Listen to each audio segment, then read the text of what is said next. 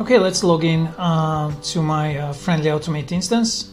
This might look a little bit different for you, so probably you have a Mautic logo here, but I'm using Friendly Automate, which is pretty much similar to Mautic, almost completely the same. So what do we see here? When we first log in, we get to the dashboard, and I would like to explain a couple of things first. On the dashboard, you see some widgets, and these widgets can be changed. I have some default settings on mine, and I'm going to show you a couple of them which are really cool to have. Besides the dashboard, we can also see here this icon, which is opening our settings menu. In the settings, we can change theme, API credentials, we can add categories, we can add the configuration, which is one of the largest parts of Mautic. It's super important, so this is where you change all the config. You have another menu here, and I will refer a lot in this tutorial about to the settings, but we're gonna cover this a little bit later. You have also system information, users, user roles. You can manage webhooks, use the marketplace to install plugins. You can set custom fields, which is also super important, and we're gonna come back to it a lot. And this is where you can administer your plugins. I will cover everything in the next videos.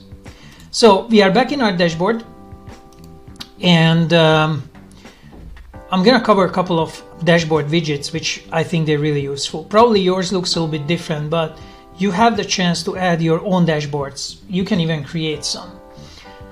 So if you would like to add dashboards, there is a hidden setting for that. If you want to add widgets to the dashboard, there are these hidden settings here. If you would like to add widgets to the dashboard, you have to click here, and this is typical for Mautic. In many places you have to use this drop down because most menu items are not visible, so you click this and then you get really cool new options. So I can add new widgets, I can export my current dashboard or import a whole new dashboard. This is here the time where you can filter for the time frame displayed on the dashboard. So everything what's on my dashboard happened during the last month. This is submissions in time. It's forms filled out, emails sent. As you can see, there are some little campaigns here. These are page visits on the website. So you can see, for example, here 74 unique, and altogether 169 visits. So this is a unique versus total visits. It's very similar to what you would see in analytics, for example. You can see the asset downloads. People can log in to my page and then download themes and scripts, and that's here. And also events triggered. So what are events? Events is like, for example, you have a double opt-in campaign, then you have events in that campaign, and that would be visible here. And this is my own setting here regarding a tutorial which I set up.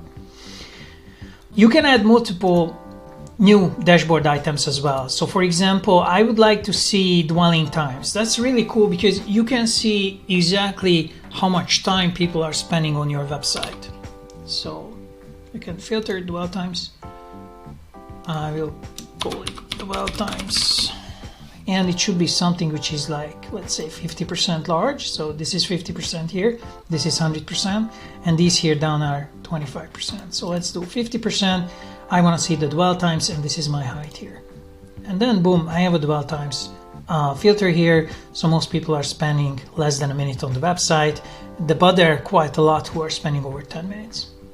So dwell times, I think it's a very important widget.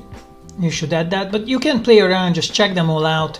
Let's see, for example, popular assets, and I will do that also 50%. So I save it, and I see that the most popular asset is a Mautic webhook API connector on my website, and then the templates coming and cleaning scripts and cron helper. But this is typical for this. This is on this time frame.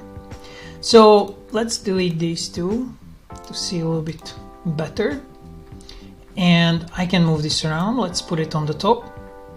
And I can see statistics not only from the last month. If I enlarge this time, so I would go back to 1st of May, I would see a monthly division here. You see like this. And if I go less than a month, for example, I just go 2 days, then I would suddenly see an hourly division, which is also really cool. So you can set these time frames based on your own needs. It's up to you. And if you would like to have, you would like to see your own widgets, that's also possible. You have to use the report graph for that. I will also cover this in details later. Another important one is landing pages and also device granularity. I really find it useful because you understand what people are using your site with what type of devices. If you would like to save this desktop, you can do that. You can just export it, sorry, dashboard, not desktop, or you can import one. That's also possible. There are a bunch of, predefined dashboards already, so you can just save yours and edit here, and then you can switch between the dashboards. Other than the dashboard, we have here this menu, which is covering the main functionalities of Mautic. I will go through each functionality in these tutorials, so stay tuned. There are some which have some submenus here, but most of them don't. And if you want to change your account settings, you can do it here. So you can use it for login and everything. Thanks for watching. Let's move forward.